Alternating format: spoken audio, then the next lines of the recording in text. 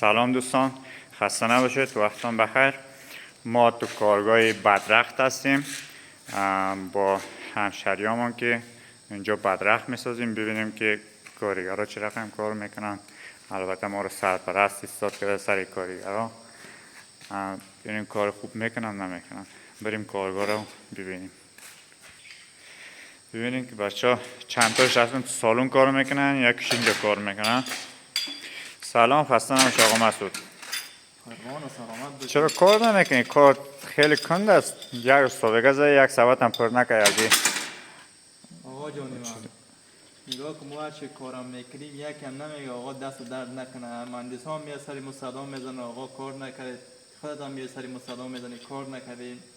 کارم میکنیم یکم نمیگه که دست درد نکنه. بیا که نه او را دست درد نکنه، تو حقوق میگیری، حقوق تو میگیری. دست درد نکنه چه که باید کار سری انجام بدی. باید که اگر دست درد میکنه میگه با ما کنرژی میگیریم، ما باید یک تشویق کنه کارگر، یک گپ ده که باید ما تشویق کنه ما کار کنیم سمسایی. تو میگه آقا چرا کار نکنه؟ روزی دراز در گوشی که روز دراز با گوشی حرف میزنی.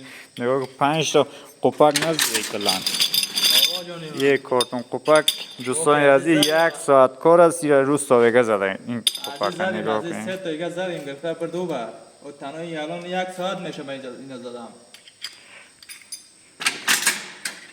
و یک ذره تون کار کنم. الان درست ارباب ایران پول نمیده، بدبختی از پولشان، اما ما کار خود ما نکنیم.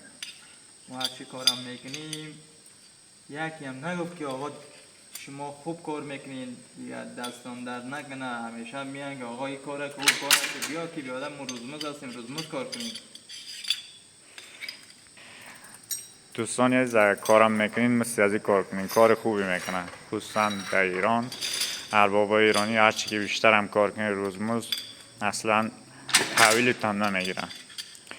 فقط با نمیرقنم روزمز کار کنین، کانترات کار خوبی میکنن. فقط همیشه که می آقا جواد می همیشه صدا میزنه آقا چی کار کردی، آقا چی کار کردی، آقا اصلا یک کولر هم نداره که بیادر ما در یک گرما بیادر خنده میگه که بیادر یادن این کارگر گرم میشه دیگه میکنه.